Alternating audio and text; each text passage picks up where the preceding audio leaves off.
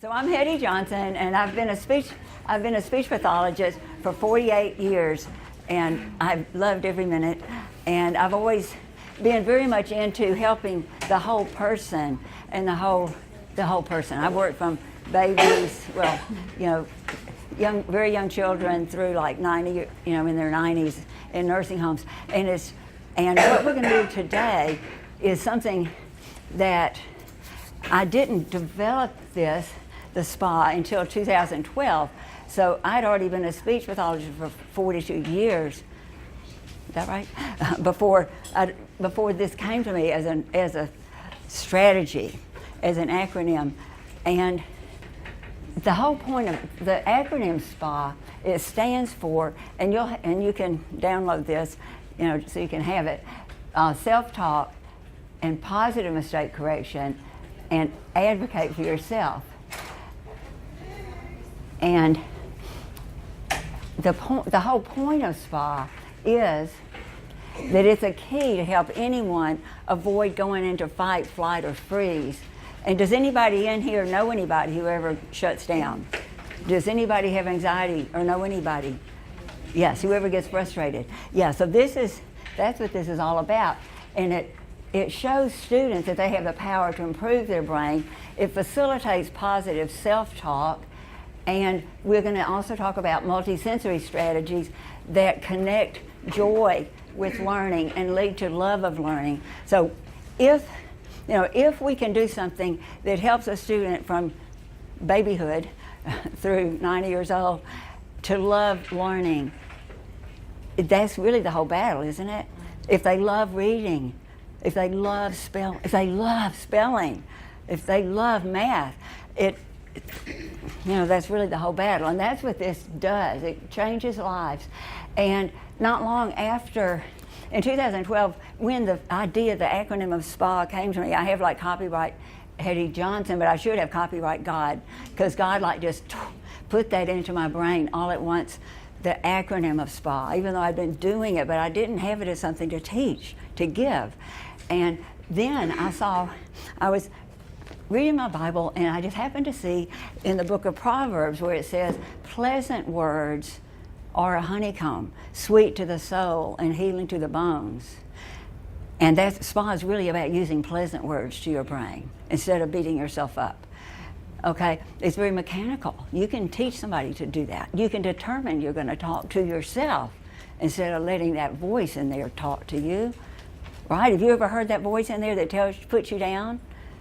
Yeah, we can tell that brain, tell it, stop it. And so that's what this is about. And in Proverbs, also on the opposite side, it says, reckless words pierce like a sword. And don't they? Some of the reports on parents, it just changes lives. The way I do it, I want to tell you the way I do this.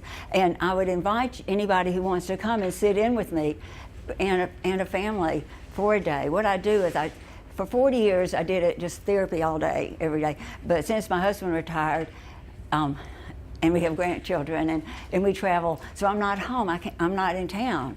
And so I see a student with their parents, with both parents, for the whole day, from 9 in the morning till 5, 6 o'clock, 6:30, all day, except for they go to lunch for an hour and a half. But what I would invite you to do is, if you wanted to come and sit in with us for the whole day, they pay me to do it, but you won't. I would just welcome anybody that wanted to come. And it changes lives.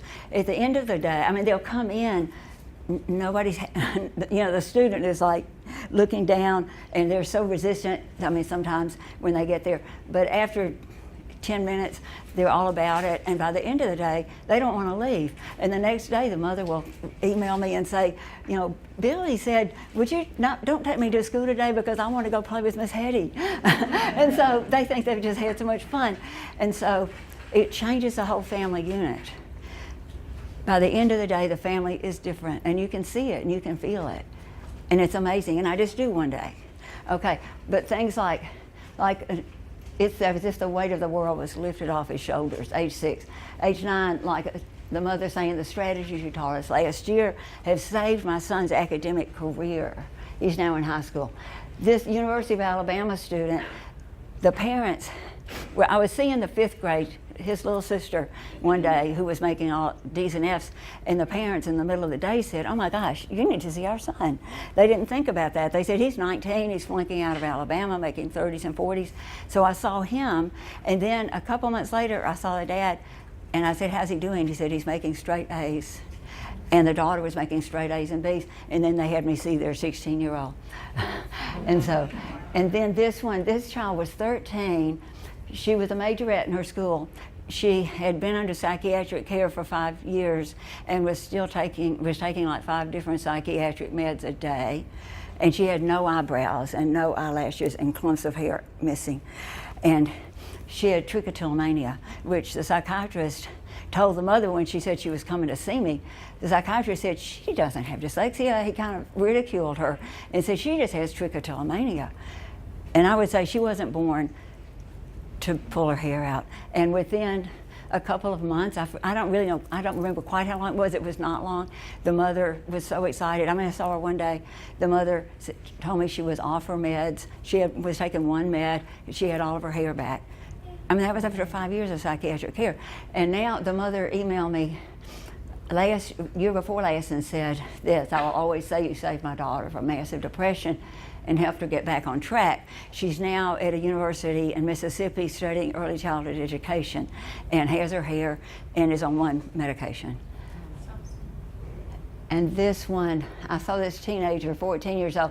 I saw him like on a Friday, and then on Monday or Tuesday, the mother said this: "It's already made an impact on her. She made a B on her biology quiz, where she was usually making an F."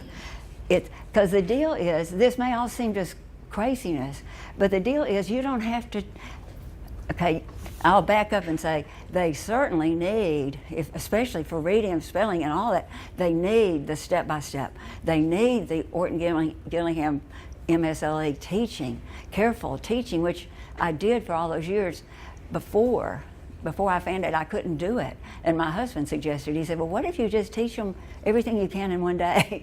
and it was amazing, because the whole point of this is, and so I refer them, so if they need that. But a lot of people don't end up needing it, like that guy at Alabama. Like, he was already smart, and these others are already smart. I didn't have to teach them how to be smart, but I had to teach them how not to shut down. Okay? If you teach them how not to shut down, their executive function is available. If they're shut down, they may have great executive function skills in the front of their brain, but they're not available if you're shut down. And so it's pretty cool what can happen in one day. So one of my students drew me this years ago. This is a brain relaxing in a hot tub. So that is the spa right there. And the first thing we're going to talk about is called SWAG, which is the multisensory piece. A student at Auburn University made up the word SWAG, study with all gears. Matthew Paul Cowley made that up. And so we're going to, and you already know this, but we're going to play with it again. We're going to be talking about the multisensory triangle of auditory, visual, and tactile kinesthetic, and how we want to get all that going at the same time. So that's the other big thing I teach during this whole day, is how to study using multisensory. And I could have a kindergartner and a medical student at my house for the whole day, and I would teach them the same thing. It would be the same thing for a kindergartner as it is for a medical student, a law student. Does that make sense? They can apply it to anything, so I don't have to teach them specifics, but I teach them the concept, and the parents. That's why it's so important to have both parents there. So we're going to do this stuff together. In my keynote presentation, this would have flames coming up, and I'm sorry that the PowerPoint doesn't do that, but we're going to touch our parietal lobes, and we're going to say touching and moving. We're going to find the multisensory triangle. Let's say touching and moving. Touching and moving. And flames, picture flames coming up, and touch occipital lobes and say seeing. Seeing. More flames, more flames. Hearing and talking. Hearing and talking. On your temporal lobes.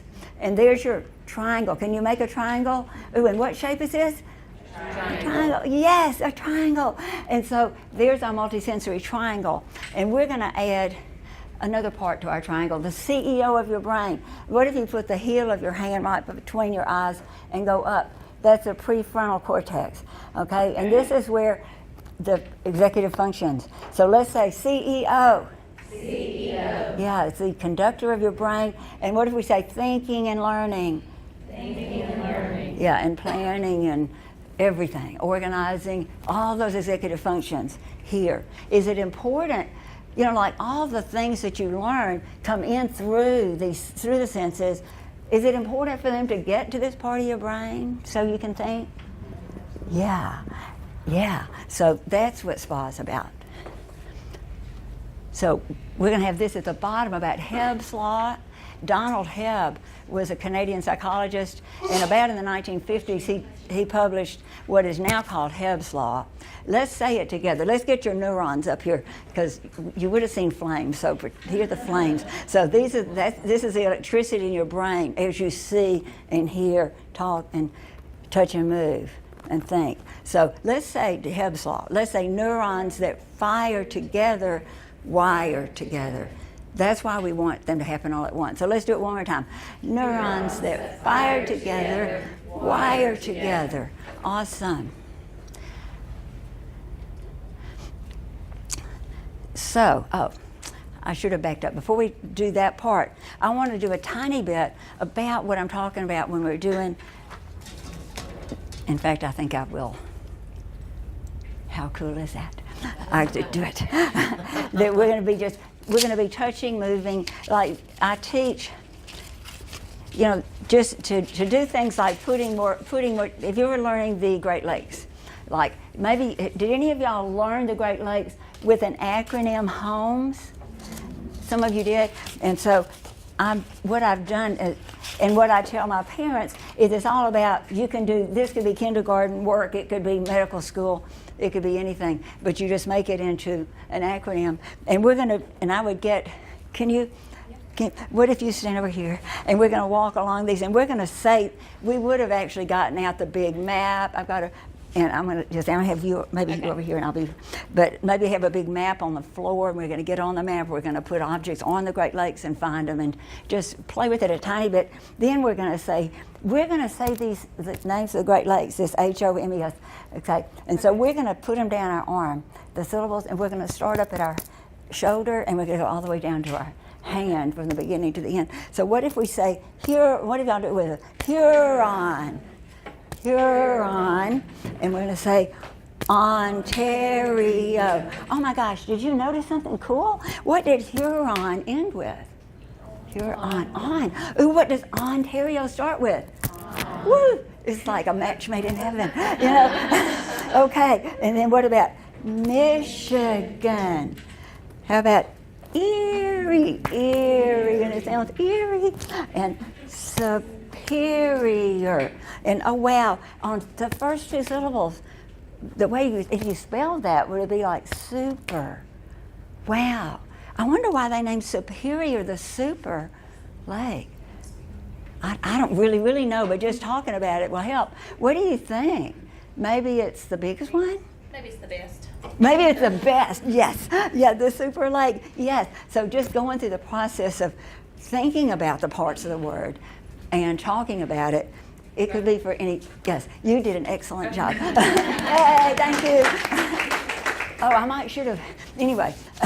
The other thing I'd want to say about the multisensory and for study strategies is they did a study about to build your long-term memory that it's so much better, immeasurably better if you, I would tell the parent whatever you're doing here, but I put like H for Huron, and so I'm going to look at it and say Lake Huron, oh, that has 10 zillion fish in it, and it has 100,000 miles of shoreline. And I look at here, and I've made bullet points of what I'm supposed to know, and I'm right. And so Huron, woo, yay! But it didn't go very far.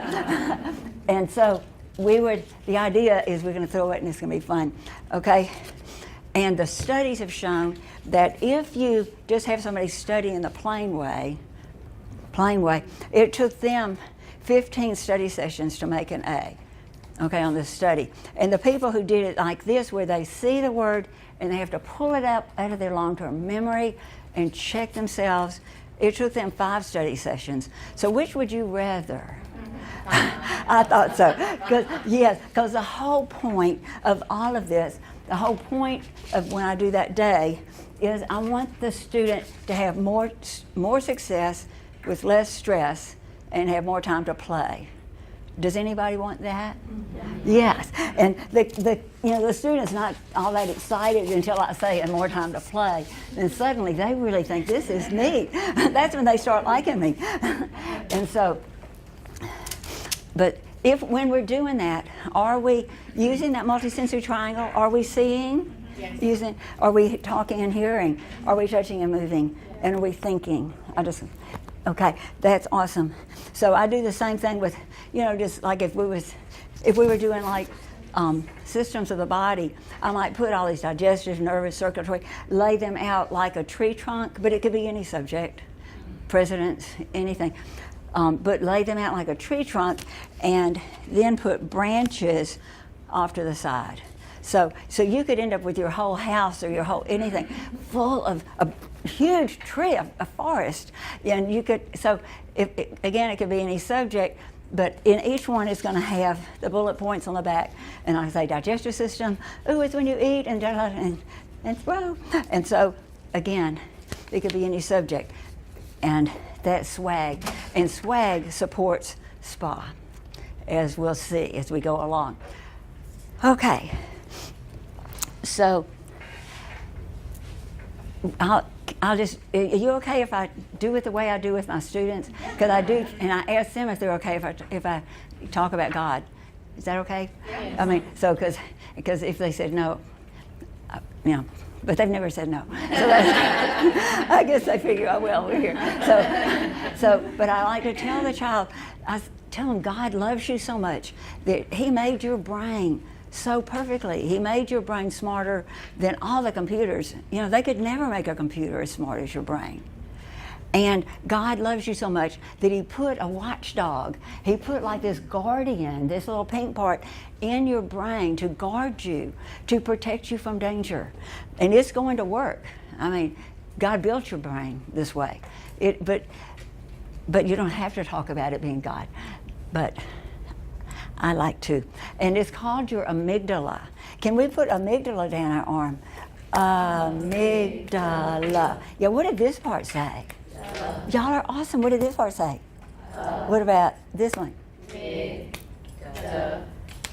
Woo! Yes, you are super. So your amygdala, its job is to shut down your learning brain if you're anxious, bored, frustrated, anything. Even if you notice that your parent, and like I tell the mom and dad, I'll say, I'm going to be asking like superhuman things of you. But if the amygdala even senses that you're frustrated, I'm going to shut down. Because the amygdala is going to see that as danger. And it's like putting a stop sign in your brain. Can you learn very well if your CEO has got a stop sign? Mm-hmm. Right. Even if you've got great executive functions that could be there if you weren't shut down. So it sends you into fight, flight, or freeze. And so it's going to be your job to keep your amygdala happy. That's what the SPA is teaching you to do. So and I want to tell you about your amygdalas. You've got 2 of them, actually. And if I go in through your eye, Shelley, can I go in through your eye? Sure. Okay. Oh, good. I know you're a good sport. If I went in through your eye and in above your ear, where my fingers would touch on both hemispheres is going to be where your amygdala is. And right behind, and what if you put your fists up like this, because this is like your brain. So the front, your thumbs, if you go ahead, your thumbs are the prefrontal cortex, if you're looking at your hands. Okay, the tip of the index fingers, that's the amygdala. Okay, although it's really farther back than that. But this is who I'm getting this from. You know her? Goldie Hawn? Yeah. Okay, Goldie Hawn. And she does this curriculum, which is another way to keep your amygdala happy. Okay, I know that I'm kind of digressing a little, but she's the one that gave me this idea. I mean, she's the one I got this idea from, not the beginning, but she calls this the amygdala, and then the fingertips, your middle finger, that's the hippocampus. That's right behind the amygdala, and the hippocampus is like, it's like the scrapbook of your brain, is what Goldie Hawn calls it, based on neurology. And so the pink is the amygdala, and the green is the hippocampus. So that's your long-term memory. Okay, so if you're not shut down, the information will go to thinking, and then it can send it to the long-term memory, which is the tip of these fingers, which is the hippocampus.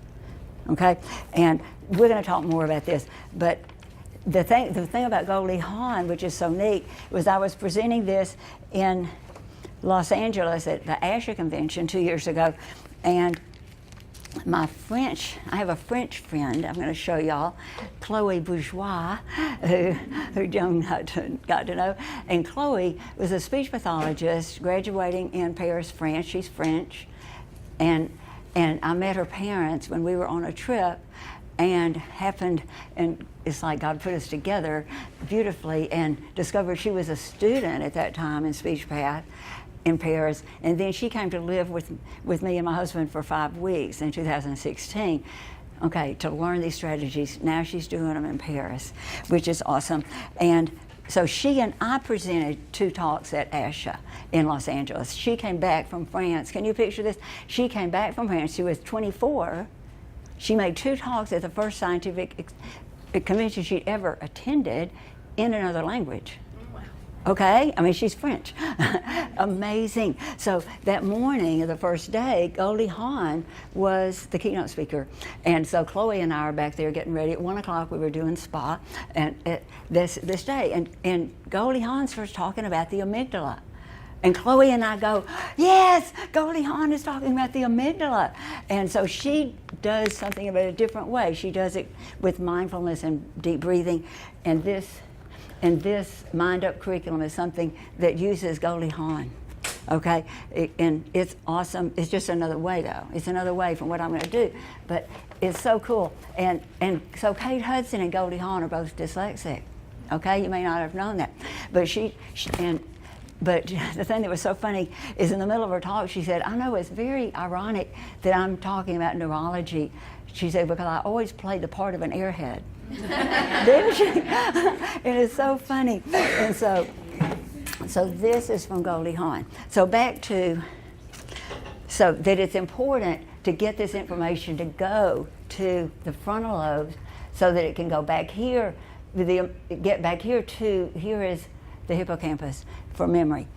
Okay, so I want you to, and Judy Willis is the neurologist that is also on Goldie Hawn's the Hawn Foundation board, and Judy Willis is also who I'd refer to throughout the talk. She was she was a neurologist for 15 years, and then she decided to go back to school to become a middle school math teacher, which is pretty awesome. And you can Google her and watch videos.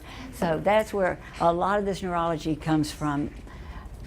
So I want you to pretend like this. My husband and I were in Africa in the Serengeti, and my husband took this picture, and I want you to pretend like you don't notice that there are 8 lionesses in the tree. If you might see them better that way for a second.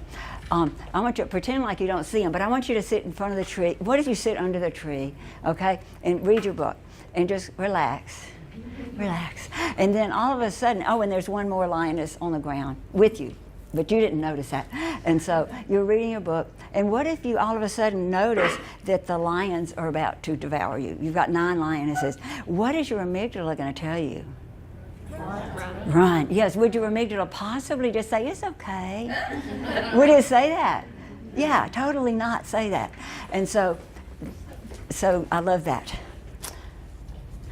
Okay, so your amygdala is a filter. You have 2 filters in your brain. One of them is back here, the reticular activating system that has a bunch of holes, and it lets in a bunch of stuff, but not everything.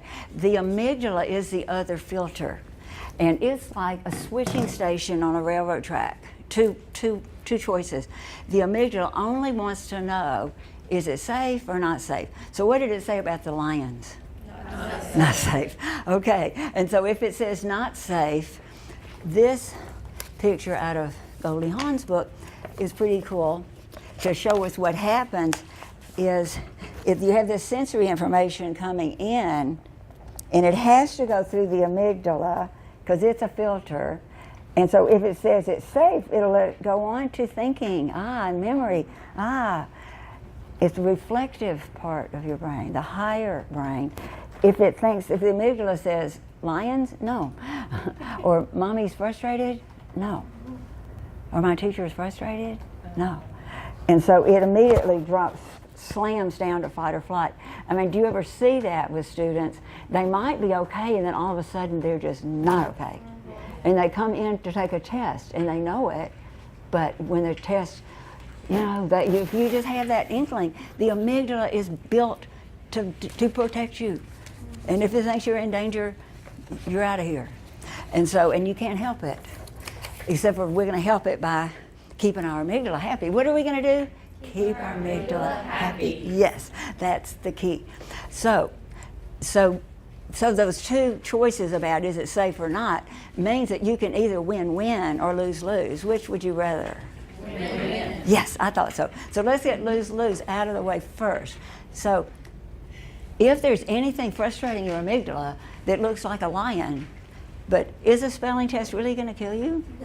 No, but the amygdala doesn't know that. Yes, so it'll go into survival mode like we did under the tree, and it'll decrease the blood flow to thinking, decreases the oxygen to your frontal lobes. Okay, so you're not going to be able to think, and it will increase that blood flow to your arms, your legs, your heart rate, you sweating, turning red. That is what happens. And on top of that is a double whammy because it releases stress neurotransmitters, chemicals into your brain, floods it with stress like cortisol. And that just, have you ever seen this happen? Yes. It goes from bad to worse. If the amygdala ain't happy, ain't nobody happy. That's my famous quote. And so Judy Willis talks about these things. And if I want you to picture, get your neurons up again, if you would, and picture like if a thought comes through, it comes in through the dendrites, which are your fingers, and then the palm is like the cell body, and then this is your axon. Okay, and then it jumps over to your next dendrites, but it can't touch them. And so that's what has to go through that liquid. That's why you have all this water in there, and your brain is mostly liquid, like what, 75, 80% or something water. I mean, like slosh your head around. And so if you've been flooded with cortisol, I picture it as though it's like mud. And so these impulses are going to have a harder time getting over here and getting. And did you know that you have more of these neuronal connections in your brain than the population of the earth? That's amazing. So they better go fast, right? Yeah, those impulses better keep going and not be bogged down in the mud. And so we want to do win-win, right? Yeah. So if your amygdala feels safe, it sends the information and it sends the blood flow, the oxygen, the nutrients to your prefrontal cortex so you can learn and be in control. Like Judy Willis calls the fight or flight, it's the lower brain, it's the primitive brain, it's the animal brain. It's just reactive. But this is the upper brain, the reflective brain, where you can be in control. And now it'll add an extra good. It'll add dopamine. It'll flood your brain. We're going to get back up there. We're going to flood the brain with dopamine now. And so then this fluid is supercharged, super fast, and Judy Willis calls it, she says it turns your axon into a superhighway. So you can think faster. I mean, can you picture this? When you're loving something, it's wonderful. And if we can get our students to love everything, how cool will that be? And it works. That's why this boy at Alabama went from straight F's to straight A's. I mean, that's why I've got so many stories like that. It's just unbelievable, because it virtually always is dramatic after one day. I mean, it's never not dramatic.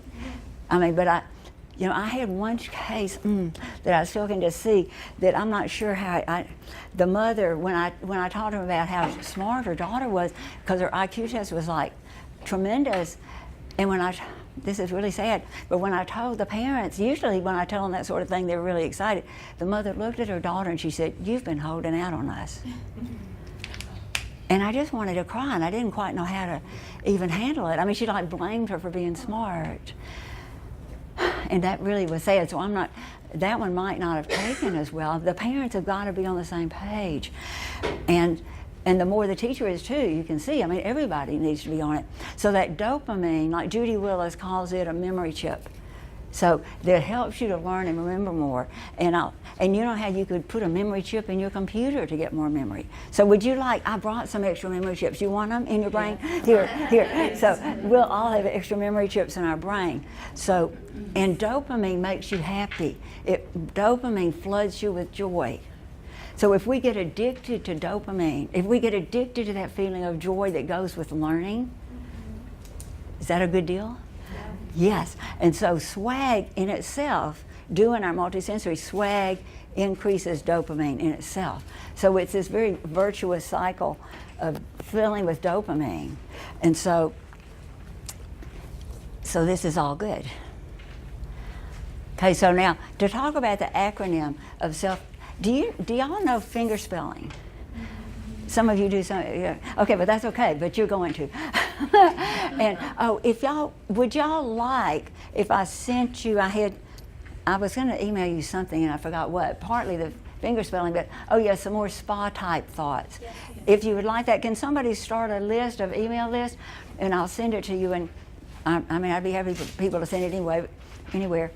And you can, and I would love it if you wanted to come watch me one day. And I would love it if you want to present this as at your school. I mean, I would come present it if I could, but I can't do everything. And so I'd be happy for you to present it. I mean, because it matters. I mean, I'm like kind of obsessed. Can you tell? Office in Hoover? Yes, it's actually in my house in Hoover. I've had offices all around the state, but now the way it is, I'm gone for weeks at a time. I'm from Vestavia. So I'm near the Hoover Met. Neighbors. Yes, this is good. So picture that finger spelling. Let's just like the alphabet, like A, B, C. Okay, and I'm going to send you part about this. What I use finger spelling for is just another way of putting physical into any learning. Like if you were spelling like cat, you have to get where this is easy. Like if I'm going to say like, this is S for Shelley, I'm going to say Shelley. Or like Joan, back here J, okay? And so I'm going to just have, you might take the child's, what I do is I'll get the parents' names, everybody's names, and we'll just say, who is this? Who is this? Just with the first letter. And we maybe name some of their friends, or maybe even spell out their name, or their girlfriend's name, or their boyfriend's name. And so it's very user-friendly once you just do it in little tiny bits. So I want you all to learn it, but in teeny tiny bits, and teach it to your students in teeny tiny bits. And it's fun for them. They think, we can do like secret messages, And so it's something fun, dopamine, and it's something physical that can just give you another layer of physical. So it could be for spelling long words like, psychoanalyze, spell it on your hand while you're doing it. Or I use it to memorize stuff, like if it was like 7 years ago. I'm just going to do the first letter of what I decide to do. It may be different the next time. Or like Bible verses, like the fruit of the Spirit. This one's a good one if you all do it with me, because I always had trouble remembering them in order. But now I'm just going to do the first letter of each one, and you end up with a little pattern. But let's say them together. Love, joy, peace, patience, kindness. So that's like a free gift. Peace, patience, kindness. It's the same hands, but it's P and K. Peace, patience, kindness, goodness, faithfulness, gentleness, and self-control. So this just helps walk me through to remember anything. And so kids could be doing it to learn the Gettysburg Address or to learn the Constitution. It's like if you forget the word, your hand is still going without you, the muscle memory, and it's just a neat way. So, self-talk is an S. Okay, so let's have our S for self-talk. Like an A has your thumb up along the side, but an S is like if I was going to sock you, I'd want to put my thumb in front to sock you. So that's an S. So self-talk. So what does this kitty cat think she is? So she's saying, I'm a lion. And do you think that makes her brave or scared? Brave. Brave, yes. And so I want you to tell your brain what you want to happen. And how am I doing? And okay, tell your brain and I have until 12:15. 1, 12, till 1:45. Okay, good. Okay, so tell your brain what you want to happen in present tense. Because I learned that present tense deal. These two books I think were just really good. They were from my kids are now 38 and 35, and I read these when they were little, and I realized that they were really preparing my brain for SPA in a lot of ways, and they're really still good books, and they're in your handout. But Shad Helmstetter in Predictive Parenting, he talks about that it needs to be in present tense. Because like he says that if you say, well, I'm going to be good at, I'll say reading. If I say I'm going to be good at reading, your brain will say, well, let me know when. Because you're programming your brain. Like he's talking here about you're programming your child's brain by what you say. Like, you're good at, oh gosh, you're good at this. Instead of saying, you're such a slob, or something like that. But say, gosh, it's not like you to be messy. You're really neat. Even if it's hard to say it sometimes. But to make it positive and present tense, and your brain believes you and acts on what you tell it. And so with your index cards, I forgot, I meant to bring markers for everybody. I have some markers, but you could just use a pen. But what I have my people do when I'm seeing them, if you want to pass these around, but I'm sorry, and maybe you could just share. And I have a few more here. But in real life, you would probably use more than, we're going to write some positive affirmation sort of things on these. And we would print it kind of big, like to put something like, I'm good at this on one, or this one I learned from Matthew McConaughey, who he said Katie Couric wrote a book called The Best Advice I Ever Got, and Matthew McConaughey was one of the people in it. And he said that when he was about 16, he was trying to start the lawnmower and pull that cord, and he said, I can't. And his dad said, don't say I can't, son. Because as soon as you say I can't, your amygdala thinks you're in danger, why bother, shut down. And so he said, I'm just having trouble, I can do this. And so they started the lawnmower, changed the spark plug. And this changed my life, because up until then, I would be trying to open a jar or something in my kitchen, and I don't know if y'all do this, I would just give up way too quickly and just say, I can't, and just hand it to my husband. And now I get everything open. I say, I'm just having trouble. I can get this. And I always get it open. And he said, you don't need me anymore. But we've been married 48 years, so I still need him. But so this, I might put that on one of these cards if you want to.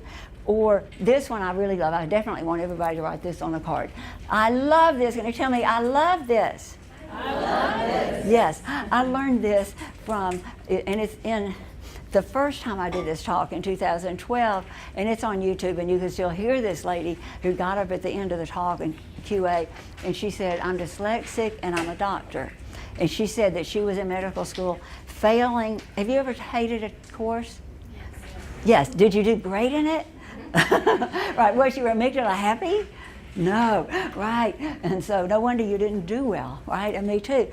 So this lady, she said that in all through medical school she did this. She said I would be hating a course, but I wanted to get my degree, and she was dyslexic. And so she would go around saying, I love microbiology. Can you? What if you can you at least pump your arms? Let's pump your arms. Tell me, I love microbiology. Yeah, and she said she did this all the way through medical school with hated courses she was failing. And she said invariably she would end up loving the course, making an A, and you can still hear this. I loved hearing this on YouTube. She said it would become my best class. Isn't that amazing? It would become her best class. Okay, so then, even more amazingly, a few months later or something, I was doing my thing at home with these parents and this child, and the dad said at this point, he said, I did that. He said, that's what I did about Algebra 2. And so he said that he was hating it, failing it, and he started doing, let's do it, I love Algebra 2. Well, he ended up loving it, making an A in it, and this is what's so crazy. He majored in math in college. Is that really amazing? To me, that shows the proof of the pudding. I mean, would you major in what you hated? I mean, that'd be really not a good idea. But he did it, and now and his job is math. I mean, that to me is so important. And so I'll have the student saying, I love reading, and they'll say, they just choke on it, or they might say, I like reading a little, but eventually, or saying if there's some teacher they don't like, and I'll have them, by the end of the day, they're yelling, like if they say Mrs. Smith, it's really not that. Change the name to protect the innocent. But they say like, I love Mrs. Smith. I mean, and it's amazing. It's amazing.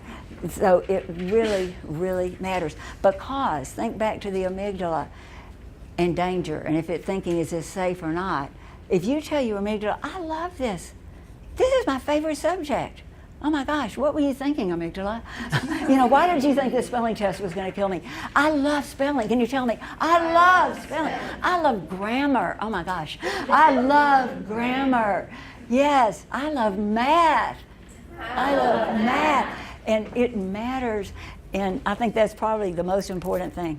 Okay, and if you hear that negative voice that we've talked about, I want you to, and you need both hands for this, I want you to tell it, stop it, brain. Stop it, brain. You can't shut me down. You can't shut me down. I can do this. I can do this. In fact, I love this. I love this. This is my favorite subject. This is my favorite subject. I am so safe. I'm so safe. So picture if the amygdala feels safe, I mean, that's all you have to do. Okay? I mean, if we really convince them. I did this a few months ago. This is something you might want to cut, I don't know. But it was a 5-year-old child who had many fears, including fear of pooping. Okay? Fear of flooding, fear of taking a bath in more than this much water. And we did a session, and at the end of this, and so in the session we're doing, I love pooping. And we're singing, I love pooping every day. And we're singing these songs. And it towards the end of this session, which was like about an hour and a half, 2 hours, he suddenly said, I need to go to the bathroom. And he went, and then he came right back, and he said, that's never happened before. and he said, it came right out. That might have to be cut. But can you believe that it worked? It worked. Or like a friend in choir who was afraid to audition for solos, and we talked about this, and having her say, I love auditioning, I love singing in front. And she came back to choir the next week saying, it worked. I got a solo, and she's now on the praise team. So it's for anything. It's for anything.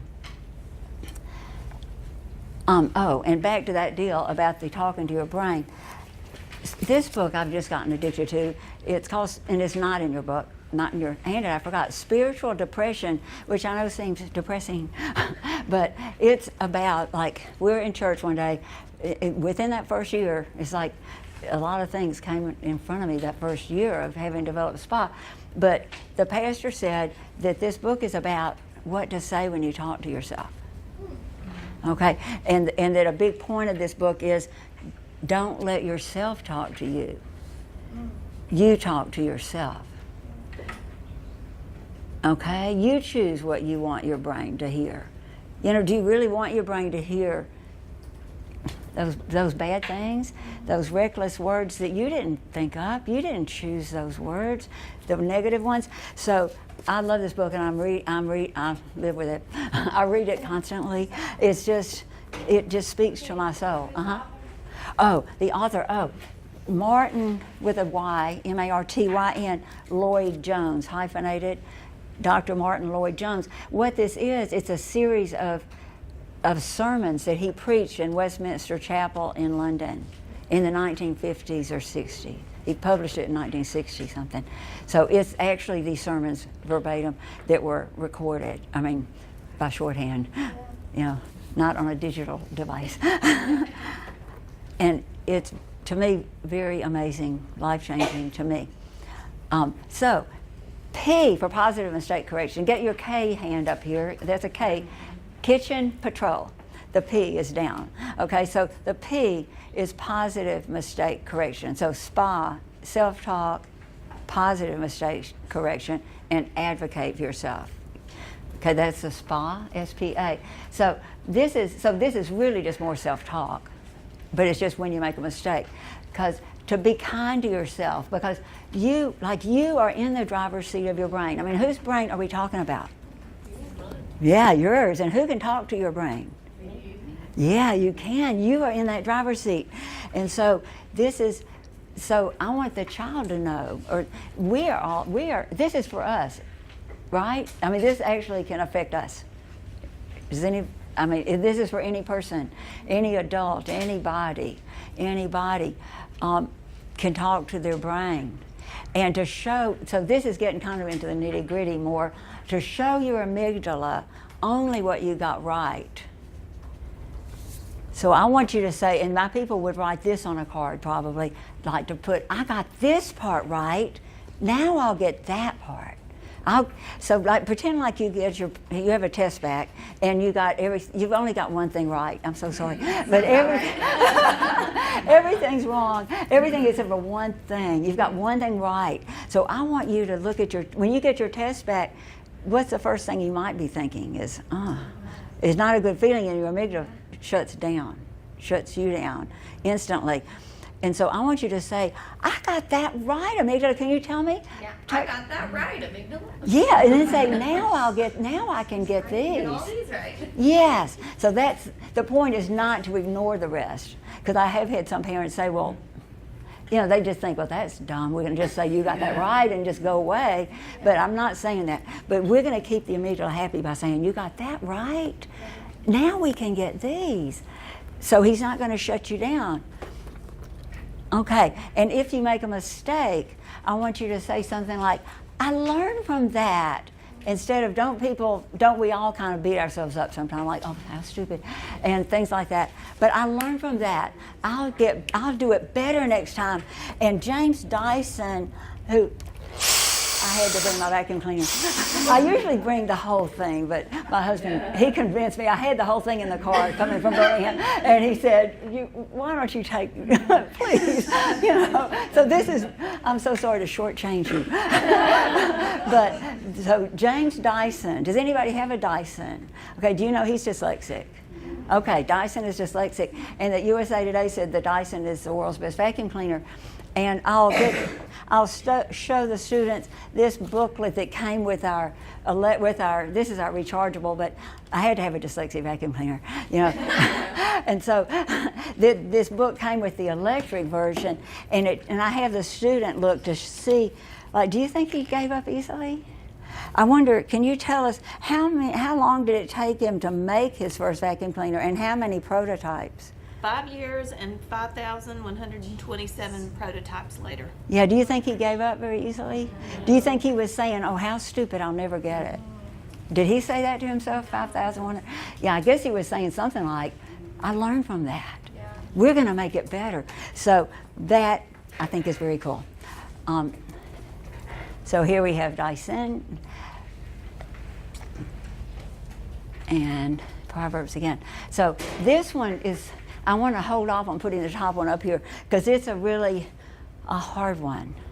This is something hard. Again, when I'm asking you to do something really hard, okay? But I learned this from an adult who came to me who was very discouraged. He had a college degree and a job, but he couldn't afford an apartment or anything, and he was very discouraged. And so I just talked to him just as a friend and just asked him if he could help me to think about stuff for the spa, because it was back when I first started it. And I said, was there anything that really shut you down growing up? And he said, yeah, immediately. And he didn't even know what we were going to talk about, but immediately he said, yeah. He said, Mom would say, but you know this. And he said, and he said, it crushed me. He said, it made me think, if I knew it, I wouldn't have missed it. And it made him think, I must have something really wrong with my brain. If I knew it, if I knew this yesterday, or if I knew this a minute ago, does this not happen with our students? And to avoid saying, remember? No, remember we did it yesterday? Remember we've done this for a month? Remember you knew it last week? And so, but I say this because don't we all say those things? Okay, so that's why this is so hard. But I promise you, you can learn not to say it. You can learn not to say it. And I'm going to tell you stuff to say instead, because from him I learned that this might be the most crushing thing that shuts them down. And we do it meaning well. And like I'll tell the child with the parents standing there, the parents will tear up at that point, because, especially the mother, but both. Because they'll just say, well, I say that all the time. Because we think we're encouraging them. We think that it's encouraging to say, but no, but you knew this yesterday. You did. Remember you knew this yesterday? And we think it's encouraging, but I really believe what he said, and I think this is huge, huge. So, because when we say remember, we really mean you should remember. You should remember this. We remember that we did it. Yes, yes. Oh, and how could I forget this? Back to the multisensory. Have them doing their homework just while they're jumping rope and saying their stuff. I had to do this. But, they could be having like flashcards or those big paper plates just on the wall or on the floor while they're saying like 5 times 5 is 25, whatever. It's like, potassium, K, sodium, Na. They could be doing anything but just moving. Okay. So back to this. Instead of pointing out mistakes, it's the same thing like we had you say when you said, I got this one right. I want us to point out only what's right. To say, you got this part right. Can you get that test? Here's that test that your student took, and they bring it home and it's got everything wrong but one thing. I want you to just instinctively say, you got that right. Now we can get these. Now we can review these. Because how do they feel when all is lost? All is lost. And were some of y'all in our session at the end of the day yesterday when we played videos? Okay, this one of Rita Pearson's, the TED Talk, I want to play just this part that I think is so valuable. I'm sorry I wasn't talented enough technologically to get to know what to do. But she's a teacher, and I'm going to turn it around, but I'm just going to show us a little bit of it. But it's very much like what we're talking about. About pointing out what's right. I have spent my entire life either at the schoolhouse, on the way to the schoolhouse, or talking about what happens in the schoolhouse. Okay, Both I'm my going to skip parents were way. educators. My maternal. I'm going to skip. I wondered, how am I going to take this group in 9 months from where they are to where they need to be? And it was difficult. It was awfully hard. How do I raise the self-esteem of a child and his academic achievement at the same time? One year I came up with a bright idea. I told all my students, you were chosen to be in my class because I am the best teacher and you are the best students. They put us all together so we could show everybody else how to do it. One of the students said, really? I said, really? We have to show the other classes how to do it. So when we walk down the hall, people will notice us. So you can't make noise. You just have to strut. And I gave him a saying to say, I am somebody. I was somebody when I came. I'll be a better somebody when I leave. I am powerful and I am strong. I deserve the education that I get here. I have things to do, people to impress, and places to go. And they said, yeah. You say it long enough, it starts to be a part of you. That's like SPA. And so We want it to be a part of them. I gave a quiz, 20 questions. Student missed 18.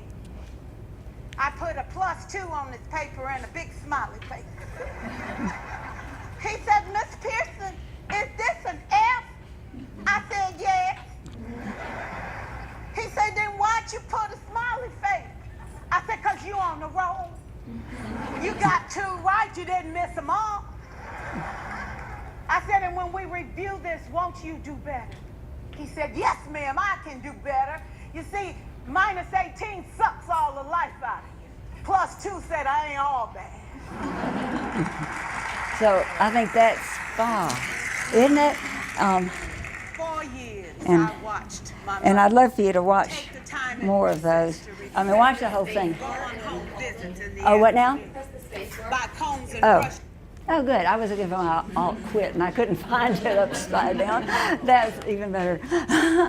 Okay, so I've got to tell you. Oh, somebody just left. I don't want to tell you this story yet. I'm going to tell you a story when that person comes back. Okay, but I just love that when she says -18 sucks the life out of you. And that happens to our students all the time if you're missing a lot. If we just focus on, you got this right. And did you see how her saying like that, the student said, yeah, I can do better. It's like, it's a change. It's such a change. So I had a 16-year-old from Vestavia. Who is from Vestavia again? Yeah, and she's, you know, this was about 10 years ago, but 16-year-old, and the word was invitation, and she said invention. So I immediately said, you got the beginning and the ending right. Now, let's check the inside of that word. So, so there you go, you got the beginning, ending, and now let's check the inside of that word. And then to help her say face, and I want us to always help them say face, I immediately said, I took a scrap of paper and I said, oh my gosh, I said, that's my fault. I said, what was I thinking? I wrote that word, it's so little. I mean, you can't even see it. It's just so tiny on the screen. And it's all my fault. I mean, although she was 16, you know, but still, I mean, it was not her, it's not their fault. It's not their fault. And I don't want them taking the blame for it. I want us taking the blame. We can afford to give grace. And so I said, let me write that bigger so you can see it. So I wrote it just not huge, but I just wrote it big on it. And I just said, let's work through that word. And I helped her, we touched the vowels and we read invitation. And it, you know, that's what I want to do. And I've got to tell y'all a story, but I hate for her to miss this story too. I guess I'll wait one more second. This was a parent of a 13-year-old boy that, like, she wrote me a week or so later just saying, I find that focusing on what he gets right works wonders. Because again, if, you know, she had gotten the beginning and the ending right, why not just show that always? Parents and teachers hold a major key on this positive mistake correction. Also, we need our students saying, yes, I'm good at this. Can you tell me, yes, I'm good at this? And you can tell them, yes, yes, you got this. Can you tell them, like, yes, you've got this? And instead of, like, don't they often, when they get a lot wrong, don't they end up just feeling so much like, I can't do anything right. I can't do anything right. So I want to tell you a story about saving face and about being positive. So can everybody not leave for a few minutes? Okay, good, good. Okay, so the one about saving face. Okay, I made a really bad mistake about 2 years ago, but I mean, I've made a lot of mistakes today. You know, I mean, has anybody else made a mistake today or in the last year? Yes, so good. And so, but my husband, a couple of years ago, and he's so sweet. Joan knows he's so sweet. And he said, I think you should get an SUV because we have 5 grandkids now. But I always always had a little red 6-speed because I haven't gotten old enough for automatic yet. And so I loved driving those little 6-speed cars, but he kind of convinced me. I mean, he wasn't being mean. He just thought he kept saying, I think you'll really love an SUV when you get it. So he got me one. And so we bought me this beautiful new red, of course, SUV, and we have pictures of me in the showroom with my car. And it's so beautiful. And so he drove his car home. I drove my home. I drove mine home, and I wrecked it in the garage before I even got in. I just slightly misjudged over here, and when I kind of touched it and the car kind of stopped, I thought, well, it's that lip to get into the garage that needs a little more gas, so I gave it more gas. And so I did $5,000 worth of damage before I got it into the garage. And I had a parent tell me, he should have said, you drove it all the way home.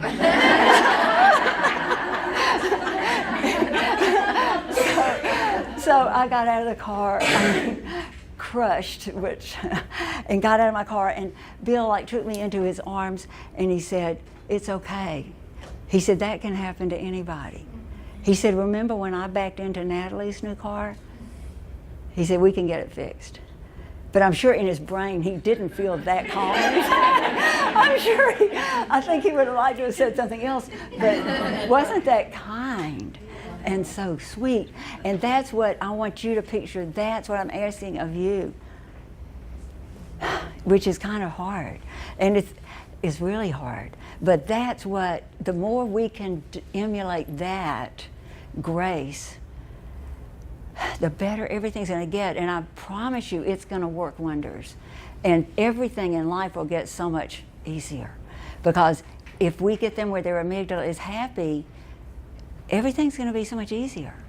Right? So just the more we can do that, the better. I've just got to tell this. I've never told this in a talk, but when our daughter, which hadn't found anybody to marry yet, back when, and I asked Joan, I told Joan, I want her to find somebody as sweet as her daddy, and Joan said, she won't. Because he is so sweet.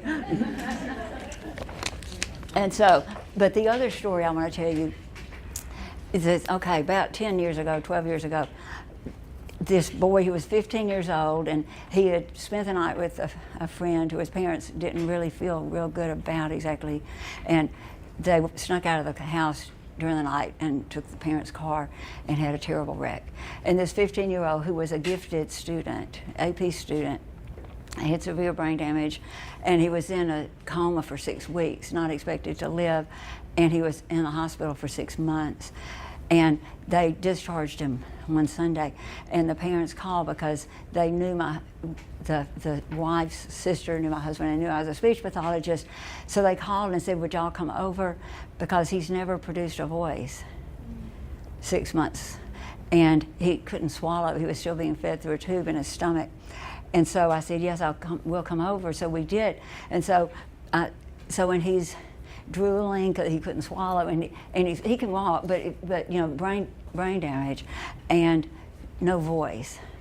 And so I tried to think. I said, yes, I'll work. And so we sat at the kitchen table, and I had the parent with me, and we did this that day for like an hour. Then Monday, Wednesday, and the next Monday, Wednesday, and we kept doing what for a speech pathologist, like if you want to get voice, you want to get the vocal cords to adduct, come together, and pushing is the major way. When you push or pull, your vocal cords are what are giving you more strength by fixing your thorax to give you more strength. Okay, so that is a major way to get the vocal cords together. So we're doing this, but he never got anything. Okay, and I've got the parent with me because I want them to see. And then the third week, when I went back on that Monday, I thought, well, we're going to do something a little different. So we went in the living room instead, and we lay down on the floor, and we did deep relaxation, and I'm talking them through. We're laying there side by side, and the mother's in the chair, and I'm talking about you're on the beach, and you can feel the sun, and it feels so good, and just trying to get relaxing, and you hear the waves crashing, going, and I was hoping he would go, But he didn't. He didn't. And then after a while, we pretended like we were on the raft and we didn't get anything. And then we pretended, we rolled over and said, we're going to do push-ups, which he could kind of do. And so doing them, eventually he kind of went on inhalation, on inhalation. But he did a little, and his mother said, was that you? And I said, no. And so, I had a deck of cards, just plain cards with me. And after he had done it enough that I felt like I had tricked it out of him enough, because I was afraid there's apraxia is something that the harder you try, if you've got apraxia, you're not going to get it. And I think he knew what we were after. And so I wanted him to kind of just accidentally stumble upon some voice. And so he got a bunch of, went through the stack of cards twice. And then Wednesday went back and did the same thing and went through the cards a lot, but we never got it except for on just that. So the next Monday when I came, I was thinking, what am I going to do to get on exhalation? And so when I came to the door, and he came to the door with his aunt who was sitting with him, and she said, do you have something to tell Hettie? And he said, hi. And he had total voice. He was nasal though. He was high because he didn't have brain damage, and the muscles, they were not acting like they should. So he had total voice. So then we could do therapy. And then he wasn't doing quite as well as I wanted him to do. I felt like he could do better now, for sure. So I said, I want you to speak with me at our SHA convention, our speech and hearing convention this spring. And he did. So he had everybody in there laughing and crying because it was so amazing. He got up and he said, thank you, speech pathologist. He said, but wasn't it for you, I wouldn't be here today. And he told the story of his accident, and he would say, so many times he would say, why did I ever get into that car? What regret? And he would say, you don't know what I lost. Oh, I forgot to tell you, the day I went to see him, I forgot to tell you this part, he had an alphabet card, just an index card with the alphabet in his back pocket, and he pointed to the words, he pointed to the letters and spelled out, I can talk, but I forgot how. That's what he told me that first day. So the reason I tell you this story is it was before I really thought of the SPA acronym, but I was already doing these things, and I know what made him find his voice was that I was relentlessly positive. I was relentlessly positive, and the only thing, and those words are not in your handout, but relentlessly positive, because with him, all those times, we spent all those hours and got nothing before I got that little tiny bit, but I always pointed out what he did right. Like I would say, yes, you're breathing. And that's not saying much exactly, but it was he was doing. I would say, yes, you pushed. Yes, you pushed. In my heart, I'm thinking, but nothing happened. Over and over, I'm thinking, but what am I going to do? But I couldn't let him see that. I couldn't let him see that I was frustrated to death. Well, not frustrated to death, but worried, concerned, especially by the third week, thinking, am I going to have to say, I'm sorry? So, and I would say, yes, listen, yes, you're breathing, and yes, you tried. Oh, yes, you tried. That was one. Yes, you tried, and yes, you're here. And I think that's all I said.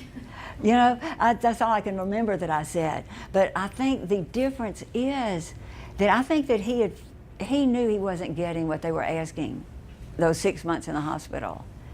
Even though I know they were good, the speech pathologists, they were good. Everybody was, I'm sure they were all good. But I just think that, he's smart, he's gifted. He knew he wasn't getting voice.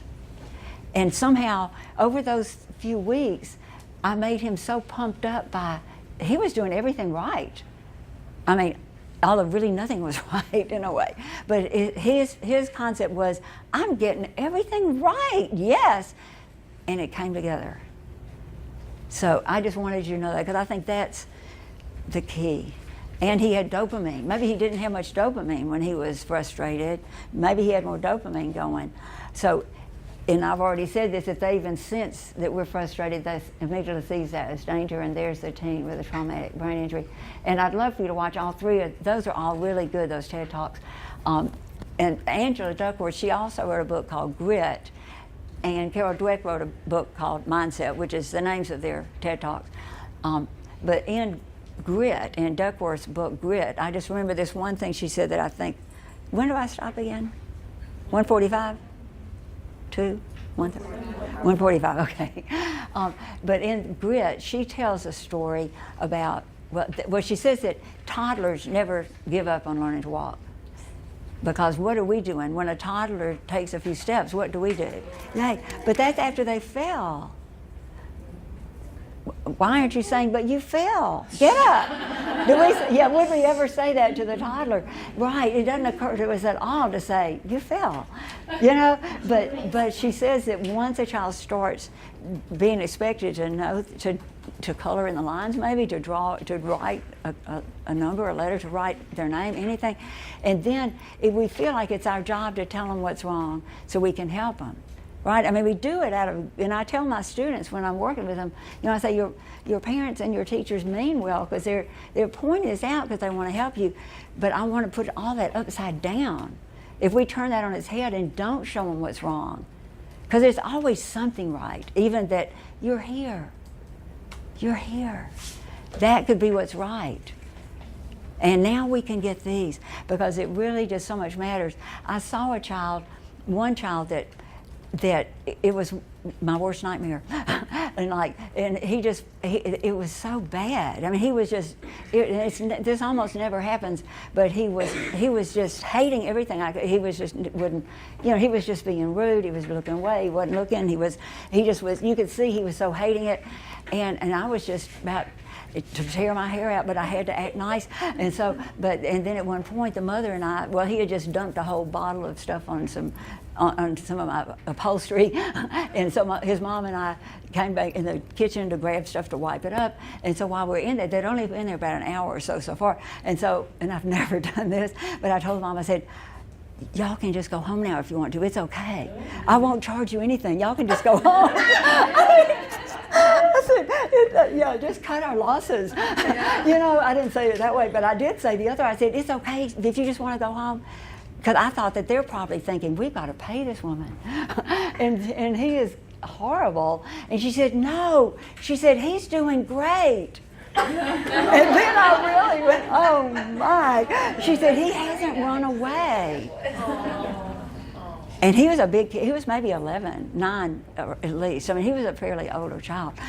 And so we toughed it out for the day. But I never did feel like I felt like this is not going to be one that got it. Well, the next day, she sent me this text video, and she said, you won't believe him. He is like a different person. She said, he has been working all day on building a robotic arm, and she said he only took time off for lunch. And she said, he's like a different kid. And I was so amazed, because I really didn't think that one took. Yeah. I did not think that one took. And I would have been happy for them to leave. I mean, I just thought, we're going to do this till 5 or 6 o'clock tonight. And I just thought, I'm going to waste their money. I mean, it wasn't all that I was just dying, but I was just dying. Like my husband, he was saying you would have slit your wrists by the end of the day. But that to me is so amazing that it gives me hope that I never would have had, that actually it changed his life anyway, even when it looked hopeless, but he was taking it in. You don't have some of your students, when they don't look like they're taking it in, but they actually are. I don't know, so he was. Okay, so the A is advocate for yourself. And so the A could also stand for just ask for what you need to keep your brain feeling safe. Like it might be that you need extra time, or it might be that for the teacher to agree not to call on you unless you volunteer. Whatever makes you anxious, I would tell the child, whatever makes you anxious, if you ask your teacher, they really might be, they are most likely to be willing to help. And that these are some strategies that were Emerson Dickman and Rob Langston. They're both dyslexic and both famous, and they've both written this or put this in books. And like Emerson Dickman was president of the IDA, and he's a special ed attorney, very famous special ed attorney. And so, but Joan Plumley in the back here, who we were roommates at Auburn, and so Joan does this in Montgomery, and so she taught this child who was in 5th grade at the time, right, making all F's, and making like all F's, and she taught him SPA not long after, came to be, and she taught him this about advocating. So I always do this in my things, and so Joan, you're always part of my everything. So I'm going to pretend like I'm this 5th grade student of Joan's who was making all F's, and so I'm going to be the 5th grade kid. So I'm the little one, and I normally kneel on the floor, but is that okay? Yeah. And you're my 5th grade teacher. So he said to his teachers, he said to them, "Thank you for meeting with me because I want to do my best in your class. I want to learn from you. I want to learn." Am I okay down here? I want to learn what you have to teach me, and it would help me if you would you let me sit up close to the front so I can listen? Oh, thank you so much.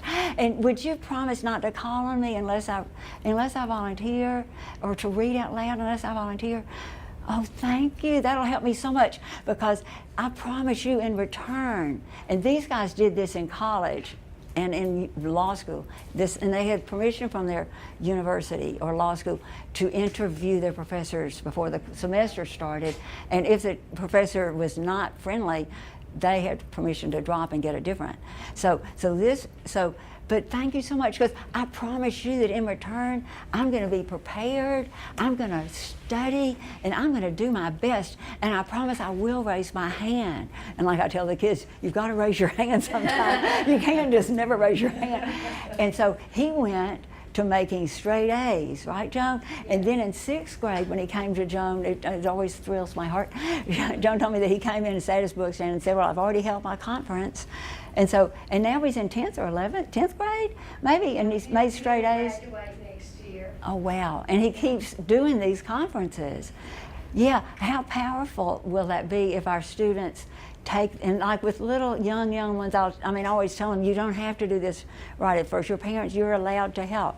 And like with the swag, with all those games or whatever, I tell the student, I make a big point of, it's your job, because you're going to do the best coming up with games. Your parents are allowed to help. Your parents are allowed to help you advocate at first, whatever you need, but it's really your job, because you're going to make the best games. You're going to do best, and you're going to do best on this.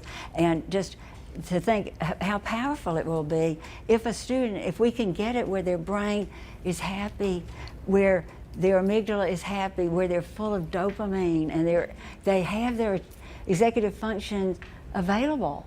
Think of that, instead of shut down. Yes? I just wanted to say that those skills have to be taught. You have to practice with them. You have to teach them what to say and how to say it. And we just practice. And then they become so confident because you're saying, "That's it, you got it. You know how to talk to your teachers now. You know what to say." And once they do it one time, they're good to go forever. Yeah, because they can see. They can. They become confident people, and they feel in charge of their life.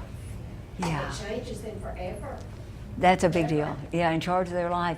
And like I always make the point that if sometimes somebody might not accept it, and I just tell them that you just have to make excuses for that person. You just have to say, well, they just don't know any better. I'll do that social self-talk. If somebody's not nice to me, I'll just tell myself, well, they'll like me when they know me, or I'll tell me something, or I'll say something in my mind like, well, they didn't mean it that way, even though they might have meant it that way. But I've got to tell myself they didn't mean it that way. And so, so Joan, I am so appreciative for you to have done that, and how much it does just change their life. And now here's Chloe Bourgeois that I've told you about, that she lived with me, right, for 5 weeks with me and Bill, and now she's doing this in Paris, and I've just got to read you.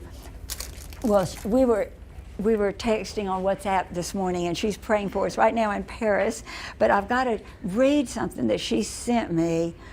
Okay, this was, she sent me this in June, and she had seen this.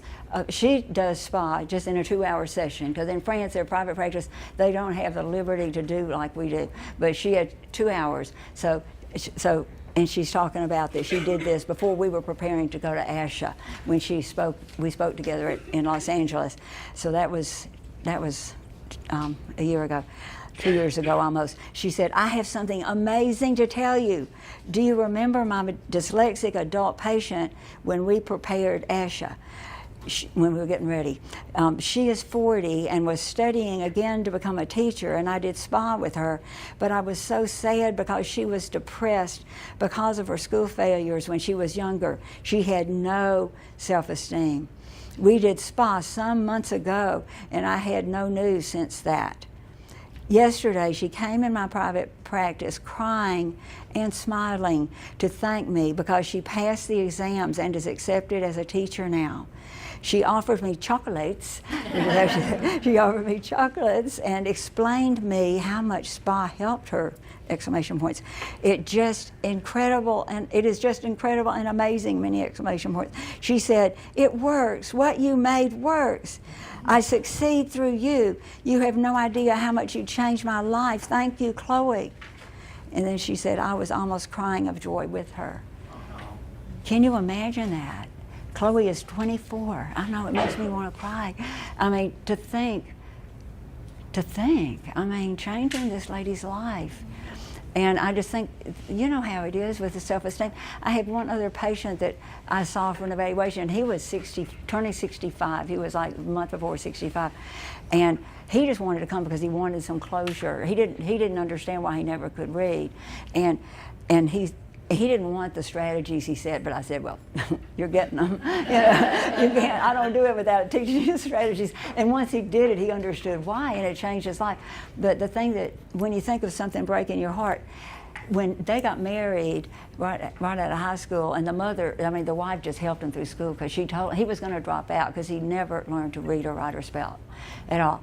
And he was going to drop out, but she kept telling him, my parents will never let me marry you if you drop out. So he said she just sort of drug him through.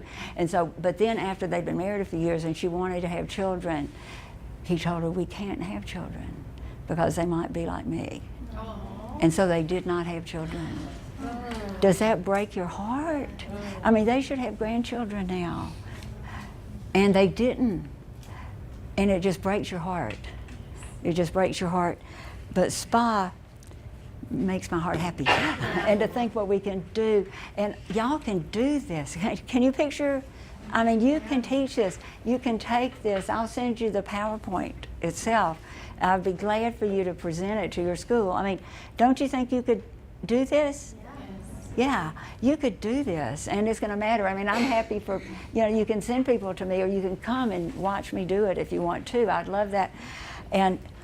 But you can do it. I would be so happy. Like her doing it in Paris, and you can do it in your other languages. And so, and Chloe, this was a French medical student, and the cool thing, Chloe sent me these because she just was so excited that this French medical student with dyslexia had gone home, and she on her own decorated them. And what talent. And it's so, the more our students do that, as you know, I mean, if they decorate it themselves, it's so wonderful. But this means, je suis génial, means I am brilliant, I'm smart, I am strong. Oh, shoot. Okay, can I make that happen? Oh, I have to use that pen. I'm good at this, right? I learned from that. It's easier than it seems, and with that dab thing. And I can do it. Just do it. And this is easy, and I'm learning fast, and facile means easy. And j'adore la lecture means I love reading. And she has a video of this medical student saying, she hated reading. She said, I hated reading. But she's saying, I love reading. And so it's just so awesome. And you've got all these. And please, please, please, did y'all do that list? If you want some more information, I'll send you some SPA thoughts, and I'll send you a thing about fingerspelling. And y'all are just wonderful. And I know we need to stop. Do you want to ask and say anything? Or maybe we'll just stop and then we'll talk if we want. Thank you for being here. Y'all are amazing. Thank you very much.